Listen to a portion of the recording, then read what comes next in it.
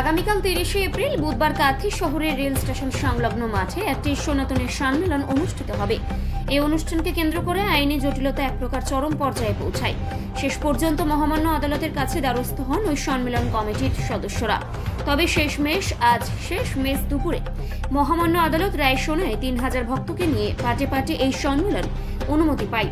তবে যুদ্ধকালীন তৎপরতায় এই অনুষ্ঠানকে সফল করার জন্য রেল সংলগ্ন মাঠে সমস্ত রকম প্রস্তুতি প্রায় শেষের পথে। মহামান্য আদালতের এই রায় শোনার পর এই ধর্মীয় সম্মেলনে যারা সদস্য রয়েছেন এক প্রকার তাদের মুখে চওড়া হাসি দেখা গেল। তবে ওই সনাতনী সম্মেলন নিয়ে তৃণমূলের তরফে বলা হয়েছে তারা আদালতের রায়কে সম্মান করেন, তাই এই রায় নিয়ে কিছু বলতে চান না তারা।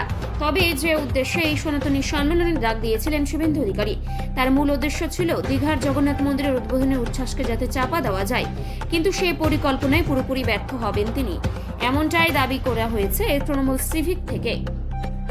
আমরা আগেই ভাবছিলাম যে একটা রায় দিবেন, মহামান্য আদালত যাই রায় দিয়েছে সেটা আমরা মেনে চলবো।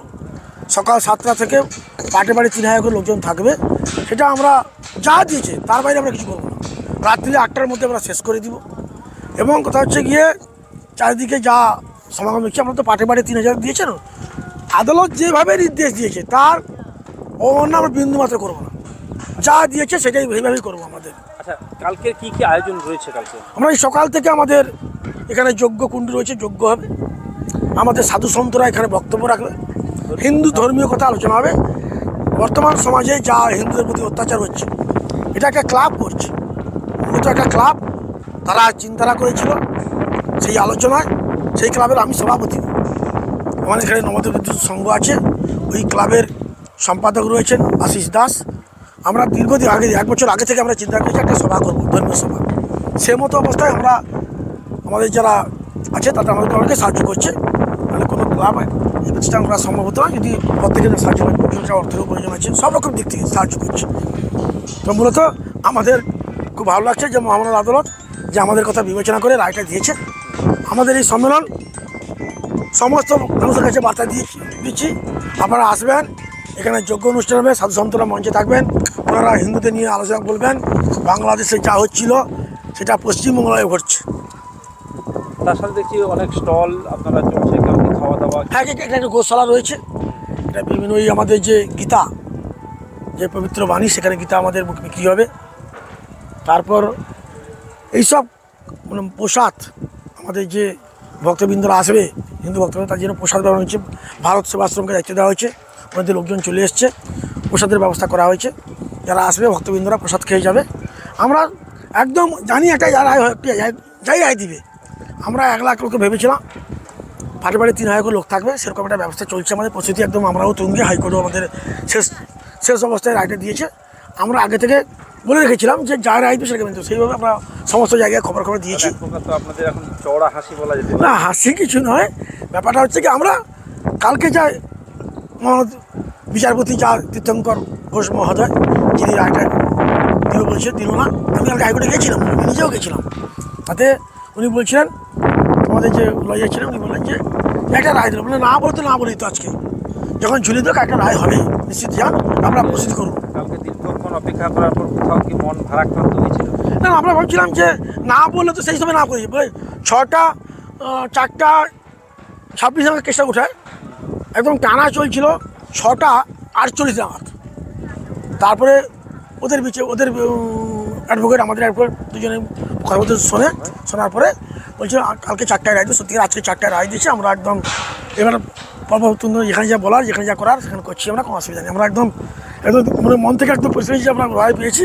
সাধুবাদ জানাচ্ছি মহামান্য আদালতকে যে এই রায় সত্যি আমরা রায়ের জন্য অপেক্ষা করছিলাম, না হলে এত আমাদের প্রস্তুতি সব লন্ডভন্ড হয়ে যেত। কেন আদালত না বলে তো আমরা করতে পারতাম না। আমরা জানতাম যে কিছু একটা হবে, এই কিছু রায় দিয়েছি, খুব ভালো লাগছে। আপনারা সবাই আসবেন, আপনারা এখানে প্রসাদ গ্রহণ করবেন, যজ্ঞে থাকবেন, সাধু সন্তরা বক্তব্য রাখবে হিন্দুদেরকে নিয়ে, সেটা শুনবেন কি বলতে চাইছে। কতজন সাধু সন্ত থাকার কথা রয়েছে? 500 সাধু সন্ত থাকবে। যজ্ঞে থাকবে 50 জন ব্রাহ্মণ, ওনারা যজ্ঞ করবেন, আর মঞ্চে 500 সাধু সন্ত থাকবে। ওনারা মূলত বলবে কাল একদম। আজকে হিন্দুরা কোথায় যাচ্ছে? বাংলাদেশে 22% হিন্দু থেকে 4% হিন্দুরা এসছে। পশ্চিমবাংলায়, বাংলাদেশের ঘটনা নিয়ে পশ্চিমবাংলায় মুথাবাড়ি, মুর্শিদাবাদ বিভিন্ন জায়গায় যে মুসলিমরা, সব মুসলিম না, কিছু মুসলিম আছে যারা পাকিস্তান জিতলে বোম ফাটাচ্ছে, বুঝতে পারছেন? তাদের এগেনস্টে আমাদের লড়াই, তাদের এগেনস্টে একত্রিত হতে হবে হিন্দুদের, না হলে হিন্দুরা কিছু পারে ওই বাংলাদেশের মতো অবস্থা হবে। আমরা বলছিলাম তাই যে হিন্দু ভাই ভাই ভেদাভেদ ভুলে সমস্ত হিন্দুকে আমরা যা যা আছে মনের মধ্যে ক্ষোভ বিক্ষোভ যাই আছে সেসব ভুলে সমস্ত হিন্দুকে একত্রিত হতে হবে। ওনারা এখন কি সম্মেলন করছেন এটা তো ঠিক বুঝে উঠতে পারছি না, তবে কালকে সম্মেলন হলে বুঝতে পারবো। যেহেতু মহামান্য আদালত সিদ্ধান্ত দিয়েছেন যে 3000 সমর্থক রেখে সেই সম্মেলন করার জন্য নিশ্চিতভাবে তারা প্রস্তুতি করছে, সেভাবে করবে।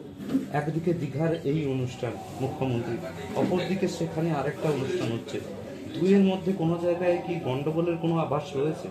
দেখুন, 11 সাল থেকে বাংলার মাননীয় মুখ্যমন্ত্রী মমতা বন্দ্যোপাধ্যায় যা করছেন তার ধারে পাশে দাঁড়ানোর মতো কোনো পরিকল্পনা ভারতবর্ষের কেন্দ্র সরকার এখনো পর্যন্ত করতে পারেনি, বা ভারতবর্ষের ভারতীয় জনতা পার্টির যত নেতৃত্ব আছে কোনো পরিকল্পনা মমতা বন্দ্যোপাধ্যায় ধারের পাশে দাঁড়ানোর মতো জায়গায় নেই। হয়তো ভারতীয় জনতা পার্টি ভাবছেন যে যারা স্বঘোষিত নেতা তারা ভাবছেন আমরা রাজনৈতিক দলের পতাকা না ব্যবহার করে সনাতনী সম্মেলনের নামে হয়তো মানুষের কাছে একটা চমক সৃষ্টি করতে পারবো, জগন্নাথ ধামের এই উন্মাদনা মানুষের মন থেকে হৃদয় থেকে মুছে দিতে পারবো। এটা কখনো সম্ভব নয়। 7 মণ তেল কোনোদিন পুড়বে না, রাধাও কোনোদিন নাচবে না। মমতা বন্দ্যোপাধ্যায়ের পরিকল্পনা, মমতা বন্দ্যোপাধ্যায়ের বাস্তবায়ন, মমতা বন্দ্যোপাধ্যায়ের রূপরেখা বাংলা তথা বাঙালির মনে আজীবন জেগে থাকবে। গতকাল সন্ধ্যা 6টা পর্যন্ত ধর্মীয় সম্মেলনে যারা সদস্য ছিলেন তারা এক প্রকার হিন্দু সনাতনীদের জয়, এ জয় সমগ্র হিন্দু ধর্মের বিশ্বাসীদের জয়, এ জয় হিন্দু বিরোধীদের বিরুদ্ধে সাধারণ জনগণের জয়। সামগ্রিকভাবে এ রাজ্য সরকারের নির্লজ্জতায়, পুলিশের তাবেদারিতে হিন্দু মহাসম্মেলনের, সনাতনী সম্মেলনের এই প্রক্রিয়া বন্ধ করেছিল এবং সেই নির্লজ্জতা 5 দিন ধরে মহামান্য হাইকোর্ট শোনার পরে আজকে রায় দিয়েছেন। এতে আমরা উল্লসিত।